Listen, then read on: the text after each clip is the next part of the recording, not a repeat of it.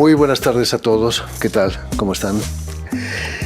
El aumento del precio de los carburantes debido a la guerra de Irán muestra la dependencia global del petróleo y la fragilidad, sobre todo, del modelo basado en el automóvil. En este contexto, la obra de nuestra invitada de hoy, la artista mexicana Betsabe Romero, cobra mayor sentido, si cabe, ya que utiliza neumáticos y autos para transformar esos símbolos del consumo en crítica visual del sistema. Betsabe Romero es una gran artista mexicana que se expresa a través de múltiples formas artísticas. Ella piensa que el artista debe desempeñar un papel importante en la comunidad. Debe ser el testigo y el ojo crítico de la sociedad, un despertar de conciencias, ser guardiana de la memoria. Trabaja a partir de la calle, de los símbolos de una cultura nacional. Transforma objetos, automóviles, tatuajes, señalética urbana, para confrontar las referencias indígenas y los elementos populares urbanos. Sus temas son la migración, el mestizaje, la movilidad, y a través de la resemantización de símbolos y ritos cotidianos de esta cultura hacia el consumo global. Muy buenas tardes, Betsabe. Buenas tardes, Jordi. Bienvenida de nuevo a Radio Francia Internacional. Gracias. Estuviste con nosotros hace 7 años, ¿cómo pasa el tiempo? Cuando participaste en la Feria Art Paris con una obra que anunciaba la muerte del automóvil. Era algo profético, ¿no? Se podía imaginar uno que con el COVID se vaciarían las calles de París y del mundo. Sí, bueno, imagínate que justo un poco antes hicieron una exposición enorme que se llamaba Lágrimas Negras, y justo yo pensaba que el petróleo no se iba a acabar hasta la última gota, que iba a ser lágrima, porque íbamos a llorar ese petróleo hasta sus últimas lágrimas negras, ¿no? Que iban a ser lágrimas negras que estamos, yo creo que, sufriendo ahora. Y no hablemos de la vuelta de Donald Trump a la Casa Blanca, y su ataque a Irán. Algo que después de todo no deja de ser positivo para los ecologistas, ¿no? Y para el planeta. Pues sí, porque pone en un alto como el COVID, pero en ese caso yo dije, ahora sí no hay manera de repensar el mundo, de que no nos demos cuenta que la ecología, el calentamiento global, de que no podemos seguir así. O sea, vendrán cosas buenas. Este alto nos hará reflexionar y como seres humanos tenemos que reimaginarnos mejor, ¿no? ¿Y qué tal? Se termina el COVID y empiezan las guerras, o sea, y todas estas cosas, ataques a los migrantes, que regrese Trump. No, realmente ha sido inesperado para mí, que en lugar de que fuéramos abriendo un mejor mundo, se ha ido cerrando, ¿no? Afortunadamente, la presidenta de México, Claudia Sheinbaum, ha sabido no perder los estribos ante esa actitud tan agresiva de Donald Trump, ¿no? Pues sí, es muy violento despertar cada mañana con una ocurrencia más de una persona desestabilizada, un criminal no juzgado y con historias terribles, todo el mundo lo sabe, y esa persona es capaz de invadir un país y de estar amenazando todo el tiempo, y no solo amenazando, ¿no? Teniendo en las calles esta policía espantosa como la Gestapo, el IC, que está no solo amedrentando, sino pues haciendo crímenes con los migrantes, ¿no? Quizás para él es desconcertante tener ante sí como vecina a la presidenta Sheinbaum, una mujer que para él no sirve para otra cosa que para lo que sabemos, ¿no? Sí, una remeda en sus es un grosero, ¿no? Es realmente inimaginable. Yo no hubiera podido pensar cuando yo era estudiante que algún día iba a haber un presidente de Estados Unidos así como una caricatura maligna, ¿no? Una cosa espantosa. Siempre has defendido que la cultura no trata de fronteras ni de muros. Un aroma, una bebida, un plato, una bebida, pasa las fronteras sin problemas, ¿no?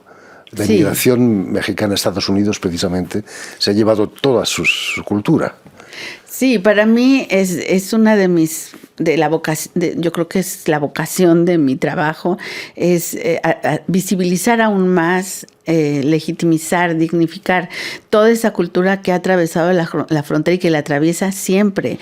O sea, cuando pienso en Tijuana, San Diego, es una región cultural que funciona junta, que ha compartido y comparte y seguirá compartiendo una gastronomía riquísima, música, pero sí como una región realmente, ¿no? Ahora que viene el Mundial, por ejemplo, estoy trabajando estas porterías tejidas por migrantes que se van a convertir en escenarios de usos múltiples en espacios públicos para homenajear a los fans, al aficionado, al jugador número 12, porque ese es el que ha llevado hoy por hoy este mundial a los países anglosajones, siendo un deporte anglosajón, pero lo llevaron hispanizado, porque es el fútbol, el aficionado latino, la cantidad, más de 85 millones de aficionados, el que hace que la FIFA y que todos quieran ese mercado y que hoy por hoy vaya en sentido contrario a las políticas de cierre de fronteras de Trump. El deporte y la cultura va a ser un gran evento mundial en frente de todos. Hablando de muros de fronteras, en la primera presidencia de Trump se empleó a construir ese muro, ¿no? Ya todo el mundo lo ha olvidado. ¿Sigue construyéndose todavía o no? Pues es que el muro ya existía en estas imágenes que se pasan de mi primer carro que hice en Tijuana. El muro ya existía, era más largo que el de China, y estaba hecho con con este material con que se hicieron los caminos de la primera guerra con Irán-Irak. Entonces, ahora ya es doble y tiene más antenas, pero el muro estaba ya hecho. Eres considerada, Betsabe, como una de las figuras más importantes del arte mexicano contemporáneo. ¿El hecho de ser mujer te ha causado algún problema en esa trayectoria? ¿O no? Quizás México es un país menos machista de lo que suponemos. Yo creo que las cosas no son lineales, ¿no? Hay momentos en que se abre más la atención hacia el trabajo de las mujeres. Creo que internacionalmente eso está sucediendo ahora, ¿no? Hay una gran atención hacia las mujeres, hacia las minorías, hacia el trabajo de los grupos indígenas. Sin embargo, sí hay que poner atención si esto es nada más como una moda, un gesto que, pues por decir algo, a nivel mercado del arte, libros académicos, pues simplemente ver que Frida Kahlo, nuestra gran artista, la más cara del mundo, mujer viva o muerta, hoy por hoy no hay una academia mexicana ni mexicana que esté defendiendo que no se vayan nuestras mejores Fridas, porque yo siempre lo he dicho, nunca ha sido analizada como una gran artista. Siempre Frida la Sufrida, la esposa de Diego, esta mujer muy, muy vistosa. Siempre los estudios, los libros de ella son anecdóticos, sexualizados. No hay análisis comparados que rescaten cómo ella fue precursora de grandes artistas como Cindy Sherman, Nan Goldin, que ahora está aquí, ¿no? Y yo creo que pues hoy tristemente por eso estamos a punto de perder un legado fundamental que yo creo que es uno de los más grandes de México. Hay que defender ese legado. Permíteme, Betsabe, que recuerde a nuestros oyentes que has nacido en la Ciudad de México, donde estudias comunicación en un principio, Bellas Artes más tarde, pero me contabas que lo tuyo era la filosofía, que querías ser filósofa. Sí, pues sí, en la prepa y todo yo quería estudiar filosofía. Mi profesor me dijo, no, pues yo creo que esto de la semiótica, la lingüística, todo el análisis del discurso, esto que están trayendo ahora los estructuralistas, los postestructuralistas, sobre todo también la escuela francesa, ¿no? Y Barthes, Saussure, ¿no? Todo esto. Y también por eso me quise venir a Francia, pero ya en la universidad también me di cuenta que Barthes, se fueron a la literatura de pronto. Sí, filosofía, pero entraban en la literatura como una salida importante, porque es un refugio muy solitario el arte. Creo que fue una solución de mi parte solitaria porque yo pensaba que lo que yo quería hacer era en equipo, hacer un trabajo de discusión filosófica y de participación, no sé, y es difícil eso. En este mundo hay que tomarse las cosas con mucha filosofía, ¿no? Eso sí, desde luego. Eres de la misma generación que el artista mexicano también Gabriel Orozco, a quien debemos el haber adelgazado, recortado un tiburón Citroën. No hacemos publicidad. Tú has hecho mucho más que eso con los autos, ¿no? Bueno, no sé si más, pero más allá del carro me ha interesado mucho la movilidad, ¿no? Pienso que, por ejemplo, la migración es el fenómeno más importante humano desde la segunda mitad del siglo XX y, sin embargo, las leyes, los gobiernos, las políticas no han estado a la altura de ese fenómeno, un fenómeno que ha enriquecido y con estas mezclas siempre hemos visto que en la historia de la humanidad los mestizajes han generado una riqueza cultural increíble y desde el lado político nada más se ve, se sataniza, se polariza, se convierte en votos para acá, votos para allá y no están a la altura de lo que significa como un fenómeno humano que además surge de la violencia, de la gran estratificación social, ¿no? Y que en lugar de apoyar que la gente viva mejor, no tenga que salir de su tierra. Son movimientos forzados. La gente luego cree que la gente se va porque quiere. Pues no. Y sobre todo en Estados Unidos, donde un país de inmigración pura, ¿no? Claro. Terrible. Pero hay que decir que el año pasado disminuyó el 80% la migración de México a Estados Unidos. Y sin embargo, del año pasado acá han muerto el doble de migrantes mexicanos en territorio de Estados Unidos. Terrible. Tengo la impresión que para ti el arte es como un juego, que te diviertes trabajando y que el espectador también se divierte viendo tu trabajo, a pesar de lo profundo de los temas que abordas, ¿no? Pues yo estoy convencida de que si no, yo ya estaría en un hospital psiquiátrico para entender esta realidad y que es lo lúdico, es la imaginación, es la creatividad y que estos son las armas del arte, es el lenguaje que todo esto genera para compartir, lo que me hace creer que hay todavía algo de humanidad en nosotros y que todavía gracias a este tipo de cosas podemos compartirla. Tengo fe en eso y esa fe es lo que yo quiero transmitir con mi trabajo, ¿no? He oído decirte en una entrevista que el arte para ti es una celebración. Celebro, luego existo, decías.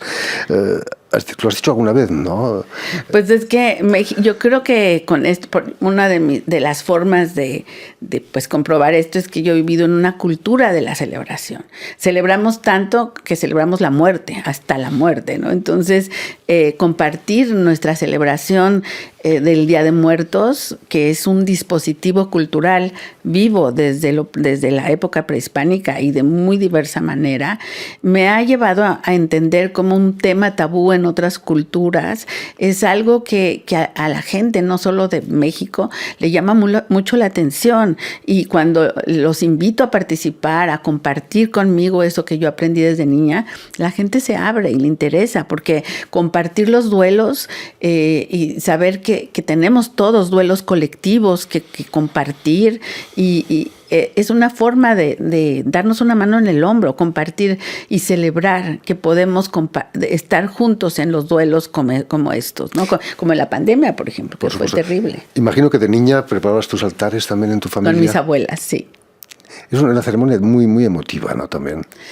Sí, además, muy, como dices tú, que esto de jugar, yo aprendí mucho a jugar en esas celebraciones, sabiendo que eran efímeras. Pasábamos horas y horas haciendo una cosa para que después ya se quitara. Aunque cada vez hay menos cosas que celebrar en este mundo, lleno de huellas y sombras florecientes, que precisamente es el título de la exposición que inauguras este viernes en la Lodo Gallery aquí en París. ¿Has conseguido hacer florecer esas sombras? ¿Cómo lo has hecho?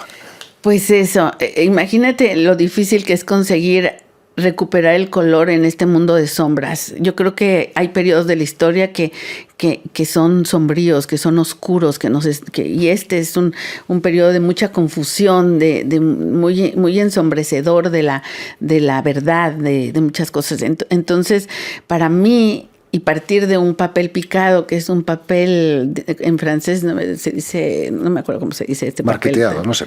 Pero este papel tan fino, tan delgadito, que además en México las calles se llenan de esos papeles de colores que además suenan con el viento y se mueven. Son toda una celebración en sí mismos. Tienen sombras, esas sombras también siempre se ven en la banqueta, en las calles. Y yo juego con eso y trato de rescatar desde las sombras el color, desde las sombras la luz, porque nos toca hacer eso. No vamos a inventar un mundo donde no estemos en la sombra, estamos en un mundo de sombras, y a los jóvenes y a los artistas pues nos toca ver cómo hacemos para recuperar eso. Betsabe Romero, ¿qué importancia tiene para ti exponer en esta galería, Lodo Gallery, en París, en la Rue de Verneuil, a 2 pasos de la Escuela de Bellas Artes, donde estudiaste durante varios años, ¿no? Exactamente, estoy al ladito de mi escuela, también estudié en École du Louvre, así que enfrente, al ladito de Sennelier, donde cuando me ponía tan triste o que no sabía ni qué hacer, me compraba una goma, a ver si me podía borrar yo misma, pero me encantaba ir a esa tiendita, y es muy simbólico para mí regresar a esa zona que adoro, y en la galería de una amiga que es mexicana, que cree que puede abrir paso a artistas mexicanos en París. No es la primera vez que pasa esto, pero damos un saludo a Loredana D'Amico. Un gran saludo a mi amiga Lore. Hace pocos años, 3 o 4, fuiste distinguida por el Ministerio de Cultura francés con la Orden de las Artes y las Letras. Normalmente debería ser caballero de la Orden de las Artes y las Letras, pero ¿no existen damas de esa orden? O caballeras, no, por supuesto. No hay esa palabra en español tampoco, ¿verdad? No tiene caballeranga, caballera.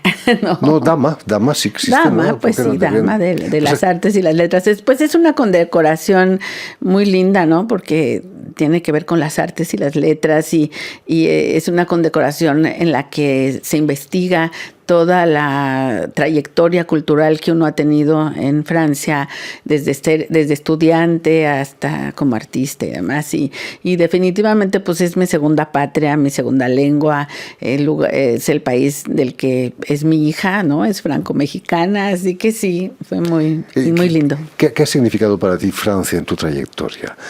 Como artista, como mujer, como madre quizás.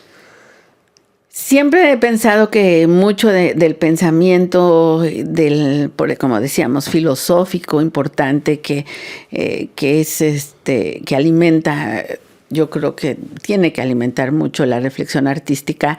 Yo lo he sacado y lo he tenido en Francia, ¿no? Definitivamente. Igual que mi gusto y por la historia, ¿no? Porque yo regresando de París, de haber estudiado, no terminé, pero ya tuve que regresar a México, pero hice una parte de l'École du Louvre, llegué a hacer todos los propedéuticos para hacer historia del arte, el doctorado de historia del arte en la UNAM, y ahí fue donde también encontré que en la educación formal de un niño mexicano puedes llegar a terminar la carrera y jamás apreciar la estética, el valor del arte prehispánico, por ejemplo. Entonces tuve yo la suerte, hasta el doctorado regresando, de estudiar mucho, tanto siglo XVI como el arte prehispánico de las diferentes culturas, y que eso ha alimentado mi obra también desde mi regreso de Francia.